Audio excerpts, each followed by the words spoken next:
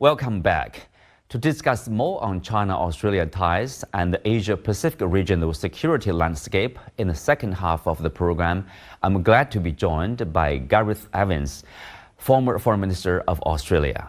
Welcome to Dialogue, Mr. Evans. My pleasure. Yeah, we know this year marks the 10th anniversary of the free trade deal between China and Australia.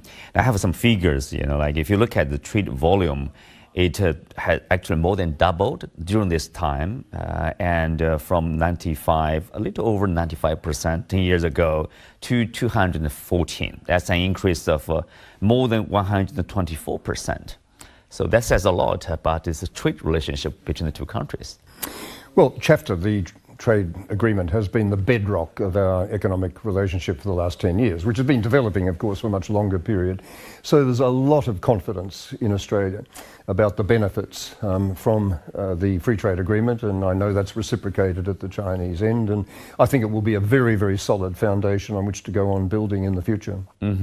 Of course, a bilateral relationship aside, there's also, it's complicated partly because of the overall changing situation globally. For example, tariffs, and the U.S.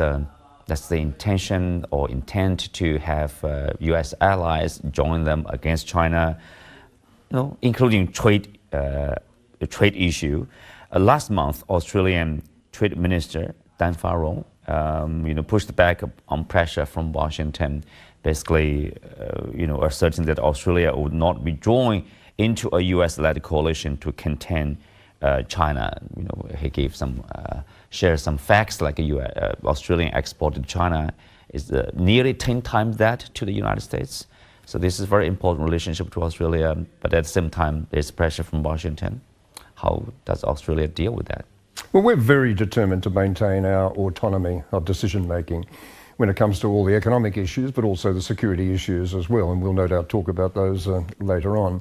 But in the context of the trade war, this crazy trade war that Trump has initiated with everybody, friends and allies and adversaries and potential adversaries alike, even though, we have common cause with China in many, many other countries in resisting the craziness that's involved here.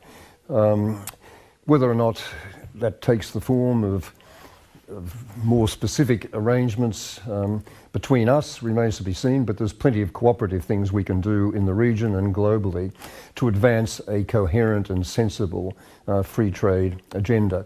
And certainly Australia has benefited very dramatically from our relationship with China. As you say, we've got a trade relationship with China which is about $80 billion surplus our way. It's a massive proportion. It's about 26% of our total trade, whereas the United States is only about 8%. So we have our own interests to advance and protect. And we have, on trade issues at the moment, very common interests with China, not with the United States. Right, we talked about trade, with China, with the U.S. Also, we know Prime Minister Albanese is reportedly planning his second official visit to China, but that trip itself is causing some controversy inside Australia. Some people criticize him prioritizing China ties over the U.S. What's your take on that? Oh, I don't think that's a serious criticism. I mean, there's inevitably some people in the right-wing defence and security and intelligence and media that are critical of almost anything that is not slavish devotion to the United States and demonstrates a willingness for us to chart a more independent course. That just comes with the territory in Australian politics, and I think the Albanese government is staring that down, ignoring it, making very clear the kind of relationship we want with China, recognising the huge economic benefits that flow from it, but also recognising the fact that we can live together perfectly comfortably in the security space as well. I mean, the mantra that we have been chanting is the familiar one. I mean, cooperate where we can, disagree where we must, but manage our differences wisely.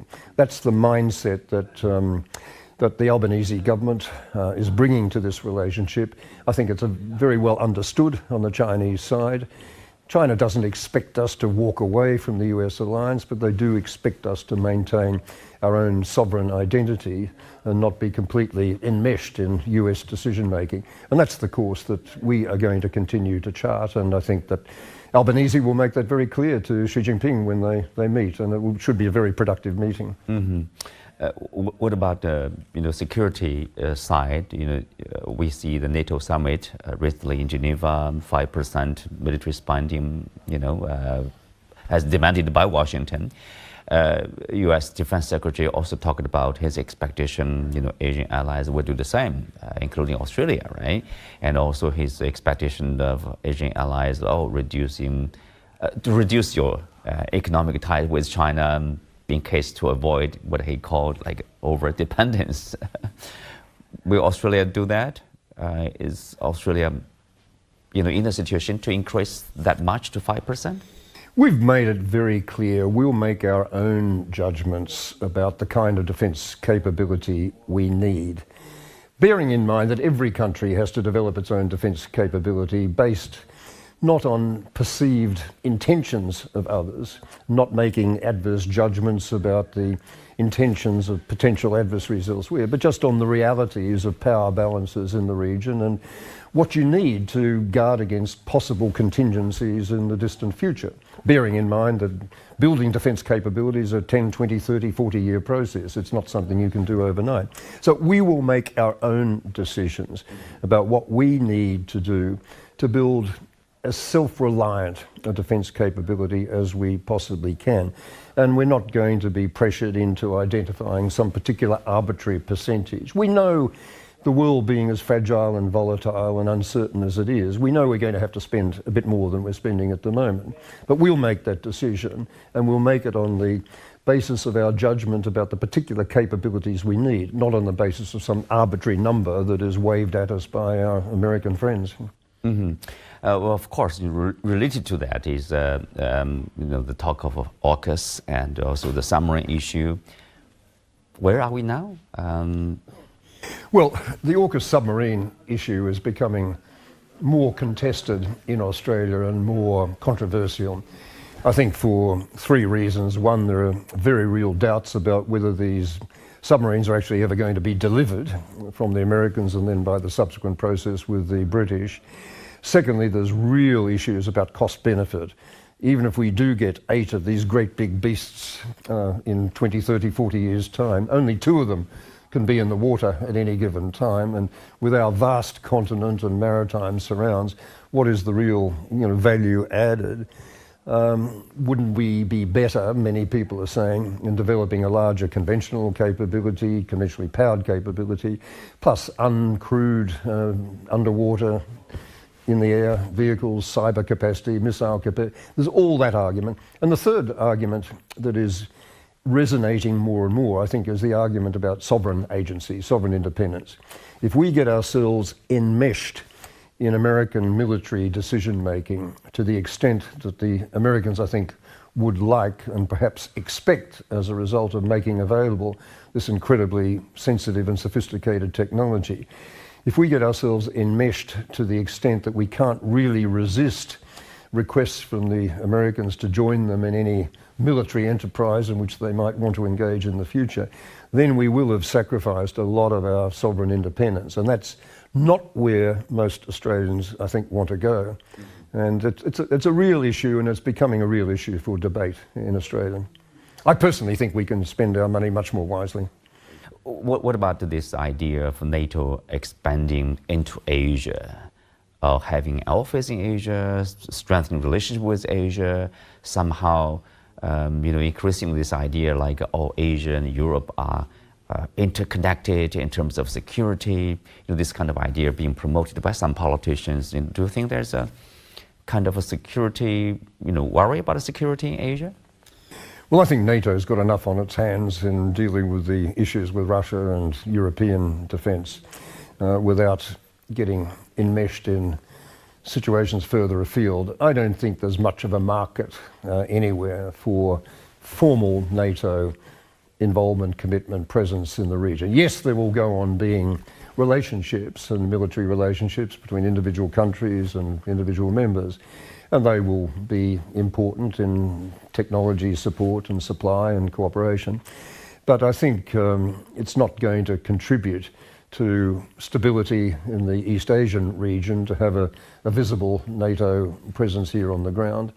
And the reality is we're going to have to find our own future in this particular region by the major players in the region recognising the advantages of a cooperative rather than a confrontational relationship, and just finding our feet again when it comes to cooperative security rather than securitizing everything and seeing everything because you're thinking in terms of hammers, everything becomes a nail that has to be beaten down. It's much more important to be focusing on diplomacy, I think, while at the same time looking after our military capability, but not being obsessed by the need for that. Right. There's a survey done by Lawyer Institute, I think, say Australians' trust in the US has fallen to its lowest point in 20 years. With only 36% of respondents saying they trust the U.S. to act responsibly in the world. What's your take on that? Well, that's a dramatic falling away of some 20 percentage points, I think, in just a year, and obviously it's very directly attributable to President Trump. There is no affection in Australia at all for what people perceive to be Trump's approach to international relations, Trump's approach to democracy, Trump's approach to internal respect and protection for civil liberties, for human rights. This is not a country that we've always believed in under the current administration, and it's no surprise that confidence has dropped away. I mean, nobody knows what to expect from the Trump administration when it comes to international relations. There's three different strands at work. There's the America First isolationist divisions of spheres of influence. You do your thing, we'll do ours, and we don't want to get into any confrontational mode. That's one stream. Then there's the Make America Great Again stream, which is restoring American preeminence, primacy, all that stuff, with all that follows from that in terms of willingness to use force aggressively and in breach of international rule. And then there's the purely transactional, ego-driven dimension, where there's no obvious principles that are applicable at all except personal self-interest. So this is an environment which everybody is finding rather spooky. Trump's own advisors don't know which way he's going to jump, so how can the rest of us know which way he's going to jump? So obviously there's a lot of uncertainty and a lot of unhappiness with the way the United States is going. Hopefully, passage of time and a number of these policy decisions that Trump has been making will come back to bite him, including the economic ones in his own constituency. So hopefully over time we'll see some modification of behaviour, but it's not surprising. But when it comes to trust, I mean, China also has some hurdles to overcome with Australia. I mean, even though the trust has been coming back from the very low point of just a few years ago, it's still only around about 20% confidence in Australian public that China will behave responsibly. But I think on the whole, the trajectory of confidence of Australians in China is going up, and the trajectory of confidence in America is going down. Thank you, Mr. Evans. Thank you for speaking with us.